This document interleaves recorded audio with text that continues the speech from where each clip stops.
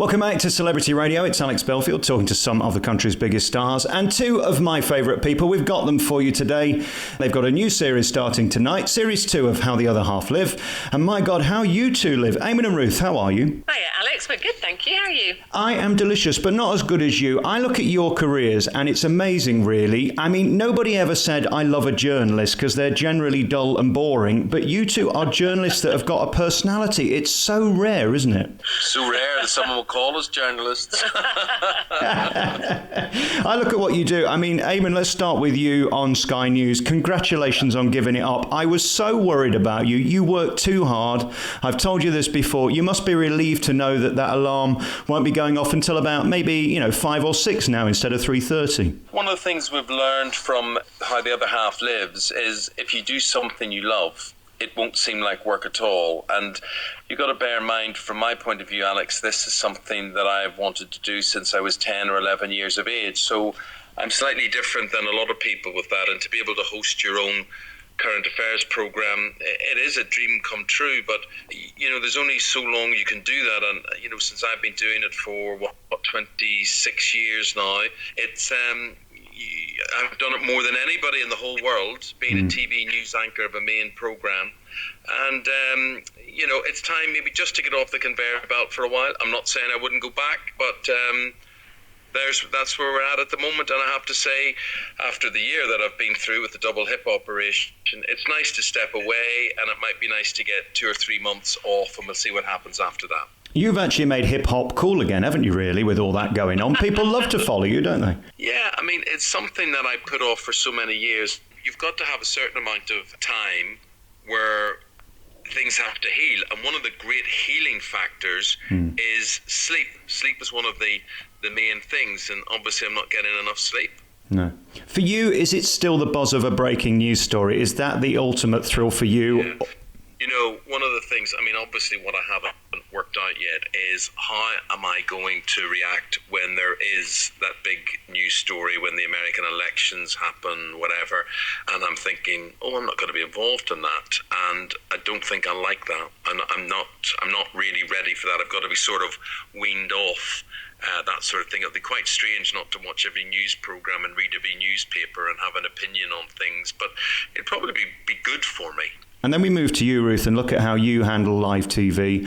I honestly think you're one of the greatest operators in history. I've seen you read an auto cue. I've watched you handle the loose women live. It is extraordinary, and it's such a skill. Congratulations on that. That's a lifetime's work, isn't it? You're very kind. I suppose it is. I mean, it's years of learning as you go along, isn't it? And when you start out, you're very green, you don't know what you're doing, but I think live television just has that bit of buzz, that bit of adrenaline that keeps you on your toes. I still love it. I like the recorded things we do, obviously, as well, but there's something about live TV that you just can't get enough of, really. And loose women, you never know what's going to happen, what people are going to say. And it is, hosting that, there is a kind of...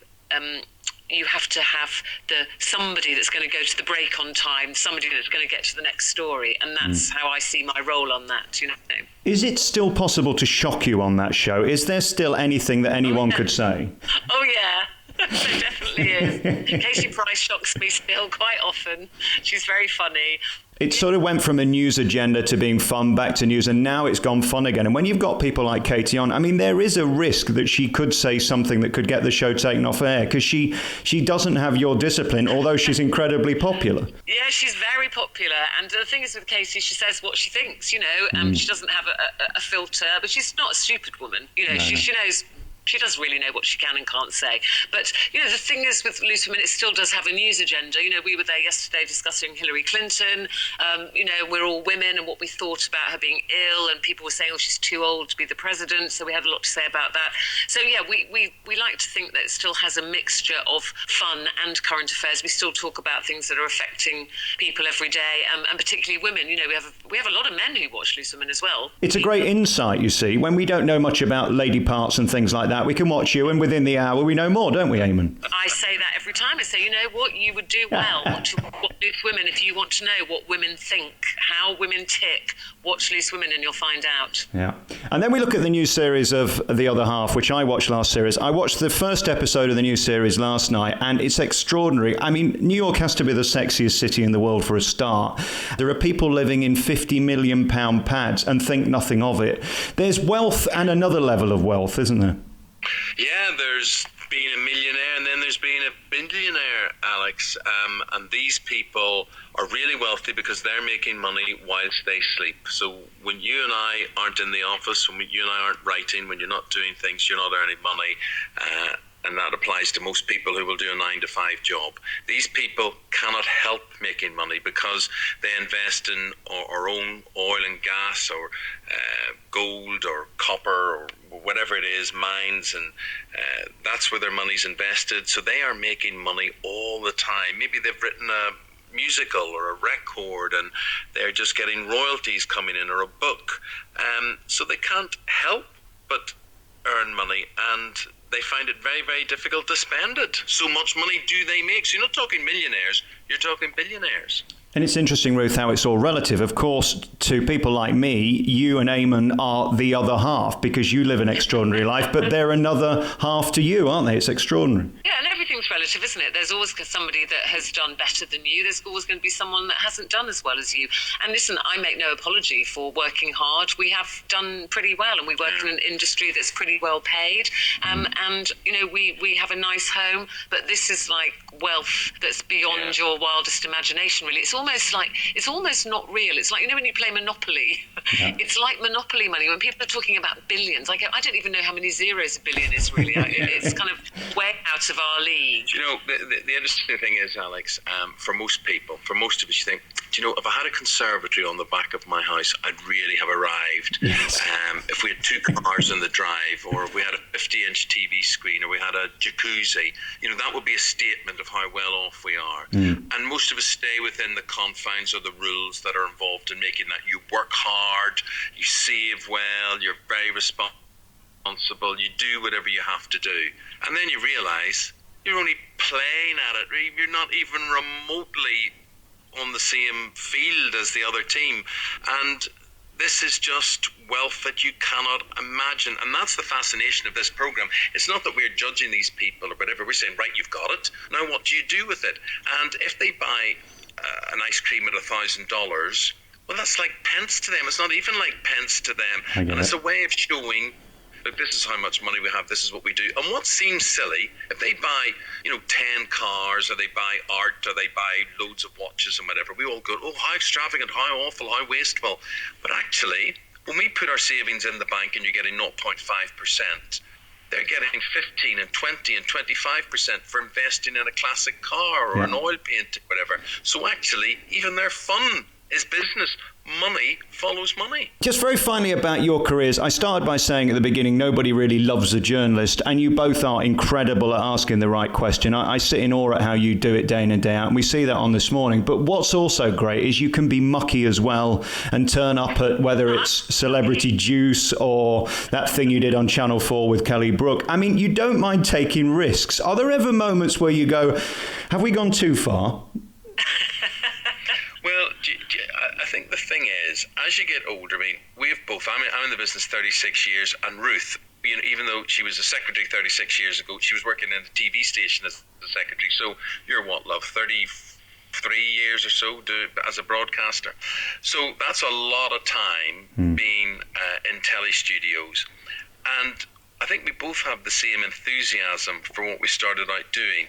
So you can push the boundaries and you can realise that it'll probably all be over very soon. So why not do something different? Why not test yourself with something else? But the main thing is enjoy it. There hasn't been a single day that I've turned up for work and not enjoyed it. I've really enjoyed it. It's a tremendous privilege to do what you do. And as I've always said, it beats working for a living. And I always feel quite embarrassed when I look at, my brothers, or I see what my father had to do, people who go out and they, my brothers are postmen and carpet fitters and painters and decorators, whatever. And they go out and they do real jobs and real work. And I turn up to a studio and I get paid for having a laugh with Keith Lemon. You really do have to thank God that say, life's been kind, life's been good. I'm not saying I don't work hard and I don't try and reinvent myself and I don't try and do certain things, but there are harder ways to make money. Yeah, that feeling of opening a newspaper and finding yourself in it, Ruth, or on the front of those dodgy magazines, does that ever become normal? Do you just ignore it now, or do you go, that's the game. If I want to do TV 5 days a week, they're going to care whether I'm wearing a new bra? Yeah, and it is the game, and I think you have to accept that. If you don't accept that, I think you're very stupid. You can't expect people to watch you on television every day and not see yourself on those magazines. And actually, there's a lot of competition with those weekly magazines, a lot of competition. They need to sell magazines. And if you're on the front, then I'm assuming that means you must sell magazines for them. And you have to, I suppose, be flattered by that. Most of it makes me laugh. There was one very recently saying too fat for Strictly, which is my favourite so far, because we've been discussing and that wasn't me. We've been talking about it on this morning. And the thing is, everything you see in those magazines, if you then read the story inside, it will have been something that I've said either on This Morning or we've said, or something I've said on Loose Women. So it's not untrue. Sometimes they can be a little cruel, but I think you have to be confident in yourself, be confident in your relationship. There's nothing there when, how many years, our first week back from our honeymoon, there was a headline saying that, splits, it's all over, or the cracks appearing in their marriage. I just laugh at it now. We've been together a long time. So. Takes you a while to learn to laugh. Yeah. And I think you can't laugh on behalf of, our elderly parents. Both our mothers are late 80s, and they won't be laughing at it. And, one day my son was with a friend in the newsagents. We were about to get on a plane, go on our summer holidays, and it said Eamonn and Ruth to split, Eamonn and Ruth to divorce, or whatever.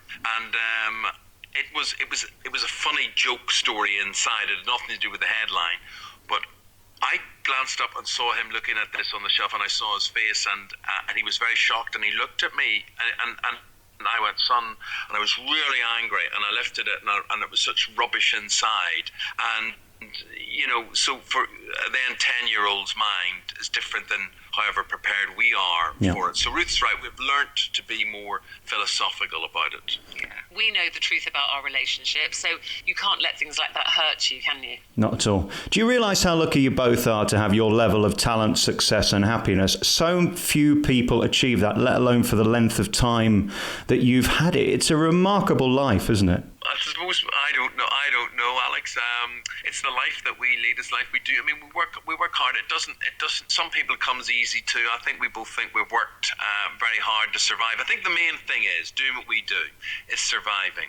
And anybody can get on the front cover of a magazine, and anybody can be a one-hit wonder on a show and whatever it is. But if you can survive and reinvent yourself, or whatever skill you're deemed to have, stands by you for 36 years. But don't you think it's about being credible, though? When I see Bieber getting his little man sausage out to get in the papers, there's desperation publicity to stay relevant, and then there's doing credible stuff that keeps you relevant. It's a fine line, isn't it? Have you ever considered that, Eamonn? Maybe this is the next move after Sky News. Maybe it is. Maybe I consider what I should get out next for the next photo shoot. You could be on a kayak together, and Ruth could look rather stern whilst you... The new series of How the Other Half Live starts tonight on Channel 5. I really love you both very much, and you are so talented and warm, and the public can't get enough of you, and it's good stuff that you do. We wish you all the best in the future, Eamonn, post Sky News. You're there for another couple of months yet, and of course this new series starts tonight. ITV, we've got Loose Women with Ruth. My God, this is a list to read out. And then, of course, you do This Morning Together on a Friday. We love you very much. Thanks for your time. Thanks, Alex. Thank you very much indeed. Thank you.